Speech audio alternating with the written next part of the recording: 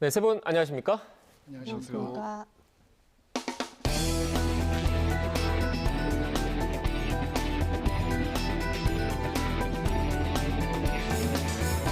네, 오늘 리뷰 Y 시간 이혜수 시청자 평가원님이 꼽아주신 주제부터 들어보겠습니다. 네, 대선까지 2달가량 남았습니다. 대선 관련 보도도 넘쳐나고 있죠. 최근엔 후보 간의 네거티브전이 더욱 격화되고 있는데요. 언론은 이런 후보들의 입만 바라보고 동선만 쫓는 건 아닌지 아쉬울 따름입니다. 이런 와중에 YTN은 우리 유권자에게 유익한 대선 정보를 제공하고 있을까요? 오늘 리뷰 Y 시간 YTN 대선 보도를 살펴보고자 합니다. 네, 대선일이 다가오면서 대선 관련 보도도 크게 늘었습니다. YTN의 보도가 유권자들의 선택 그리고 판단에 도움이 되고 있는지 집중적으로 좀 더 살펴보겠습니다. 네, 지난 리뷰 Y에서 정치인의 말들을 여과 없이 전달하는 따옴표 저널리즘에 대해 지적한 바 있습니다. 지난 한 주도 YTN에서 혹시 같은 문제를 반복하지는 않을까 유심히 지켜보았는데요. 그간 지적된 상황이 많이 개선되었음을 확인할 수 있었습니다. 특히 여야 공방전을 속보식으로 전하기보다 긴 호흡으로 대선판의 주요 이슈를 갈무리하는 시간이 돋보였는데요. 12월 27일 여야 반장 큐, 대선 가로막은 2개의 강, 사가로 건널까는 정치 현안을 YTN 소속 정치부 기자와 함께 짚어보는 시간을 가졌습니다. 기자가 후보자들이 언급하는 내용의 전후 상황을 설명해주고 발언 변화에 따른 배경과 주장 근거를 따져 묻는 시간이었는데요. 사실 정치 이슈와 관련된 대담은 보통 정당을 대변하는 패널이 나와서 입장 차이를 다시 한번 확인하거나 전문가 패널이 출연해 그들의 입을 빌려 문제를 분석하고 언론사는 전문가의 고견을 청해 듣는 구도가 대부분입니다. 그런데 여야 반장 큐를 통해서 단연간 취재한 기자의 경험적 분석이 또 다른 신뢰도를 줄 수 있음을 확인할 수 있었습니다. 그리고 발로 뛰며 취재한 기자의 그 눈과 분석이 굉장히 예리함을 느낄 수 있었고요.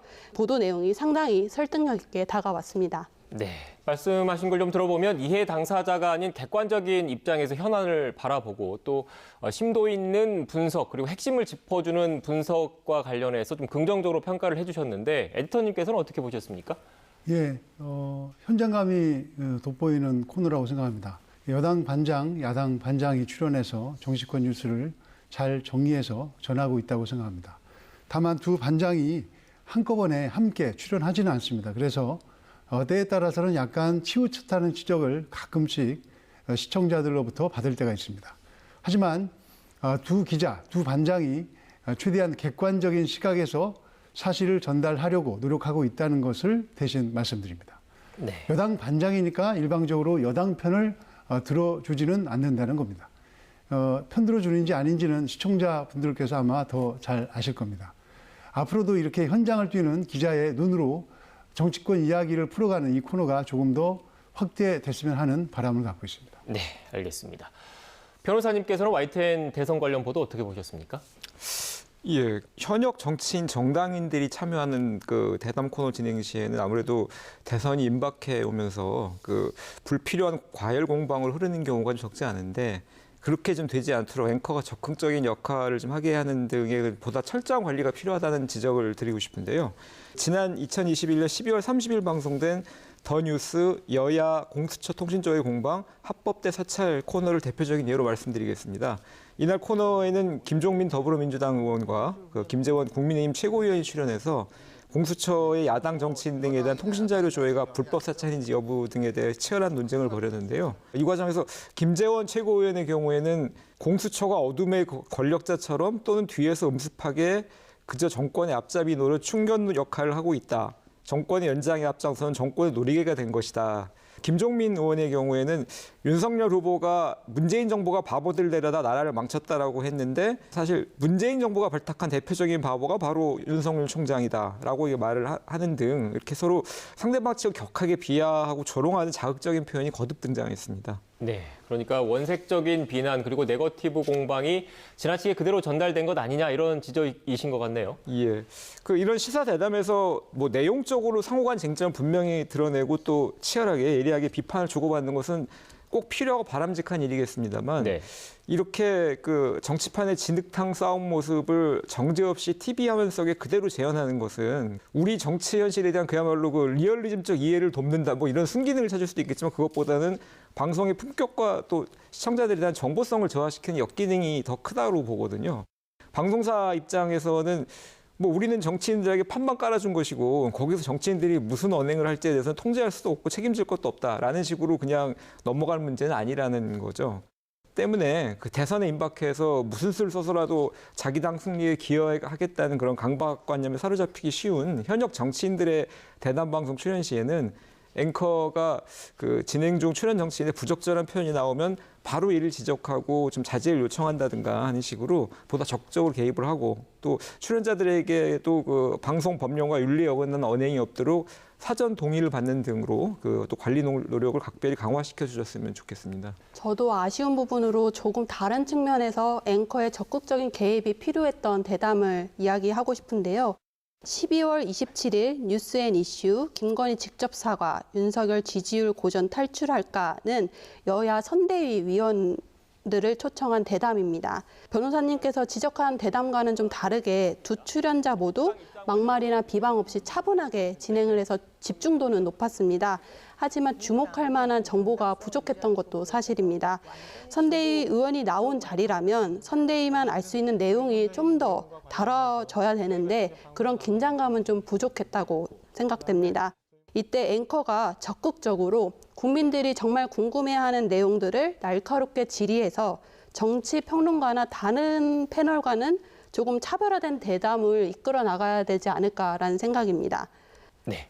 평가원님께서 지적해 주신 프로그램이 제가 마침 또 진행했던 프로그램이라 죄송하다는 말씀과 함께 더 노력하겠다라는 또 약속을 드리면서 앞서 에디터님께서도 말씀하셨다시피 YTN 앵커들은 최대한 객관적이고 공정하게 진행을 하려고 하고 있고 또 앞으로도 계속 노력하겠다라는 점을 변명 아닌 변명으로도 이렇게 말씀을 드리겠습니다. 에디터님께서는 어떻게 보셨습니까? 뭐 그런 양쪽에 대한 비판이 다 있다는 것이 그래도 YTN 뉴스가 건강하다 이렇게 생각을 하고 있고요. 출연자끼리 언쟁을 하고 이 감정적인 표현이나 격한 표현이 나올 때가 있습니다. 앵커가 자제를 시키고 정리를 하려고 할 때 그것도 안 될 때가 있거든요. 근데 뭐 방법은 앵커가 잘 정리하는 수밖에 없습니다. 싸움이 아니라 토론이 되도록 이끌어야 하니까요. 또 공약에 대해서 나오고 있는 이야기, 예를 들어서 부동산 같은 정책 전하고는 있는데 좀 종합적으로 뭐 노동, 고용, 뭐 각 분야별로 이제 디지털이나 YTN 홈페이지 등에서 각 후보의 정책을 좀 비교해서 정리하고 또 계속 그걸 업데이트 해가는 이런 작업도 좀 필요하지 않나, 이런 시점이 되지 않았나 하는 생각도 해봅니다. 네, 알겠습니다.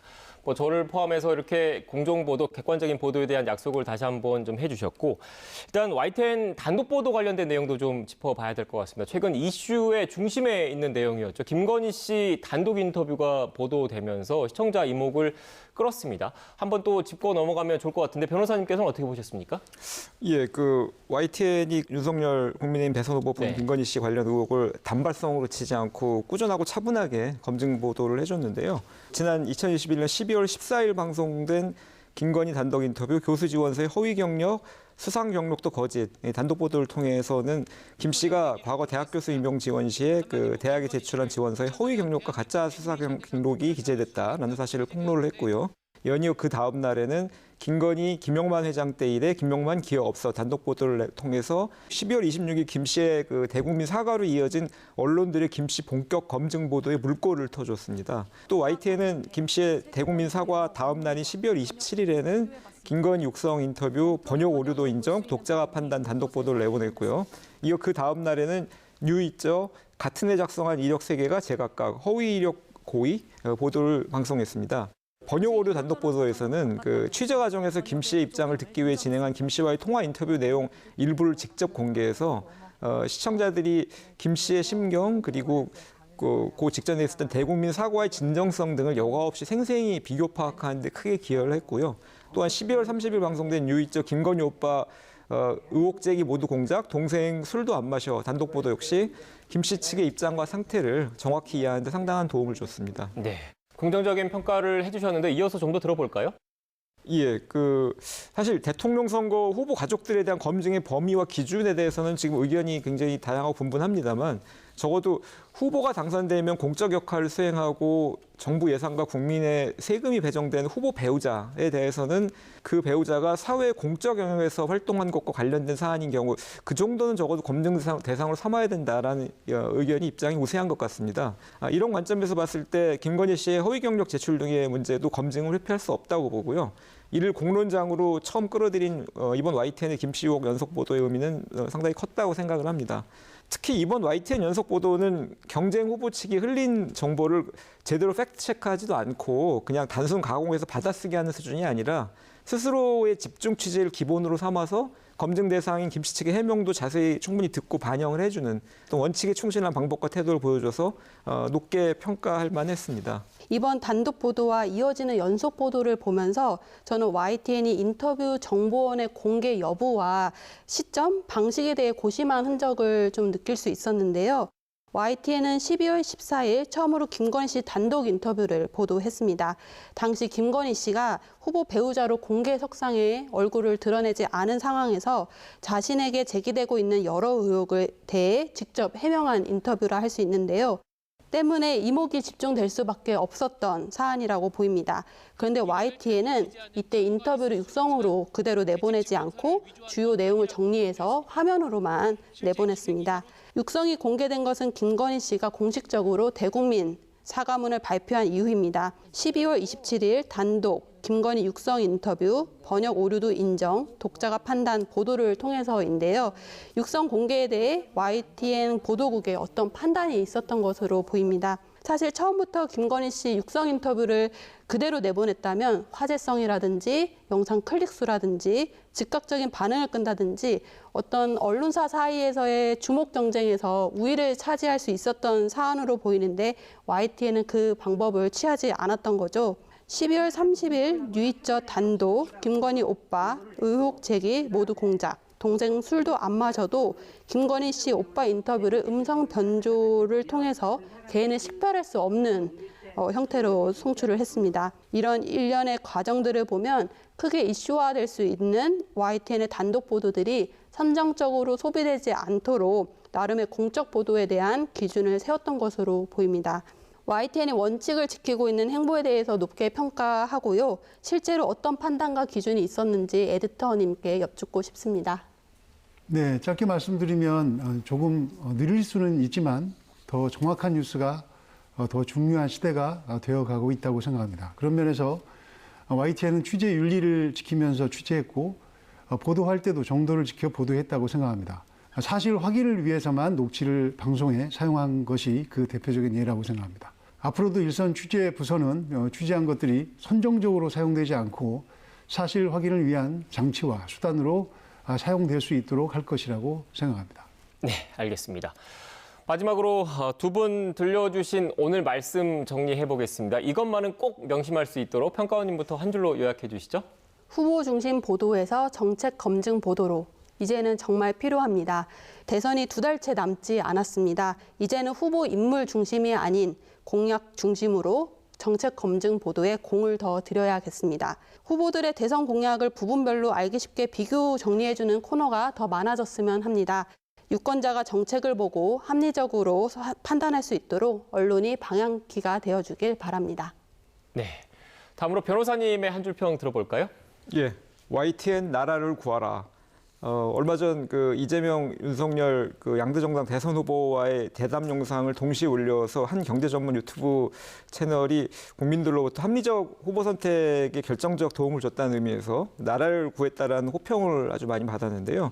YTN이야말로 당연히 그 이상 할 수 있고요. 아니 그 이상 해야 한다고 생각합니다. 우리의 미래를 이끌고 갈 국가의 최고 리더를 제대로 뽑는 데 필요한 정보와 시각의 화수분이 되는 YTN 대선 보도가 이어지길 기대하겠습니다. 네, 알겠습니다. 오늘 전해주신 분석과 해설 말씀 잘 유념해서 YTN 보도와 프로그램 개선에 앞장서겠습니다. 세 분 오늘 말씀 고맙습니다. 고맙습니다.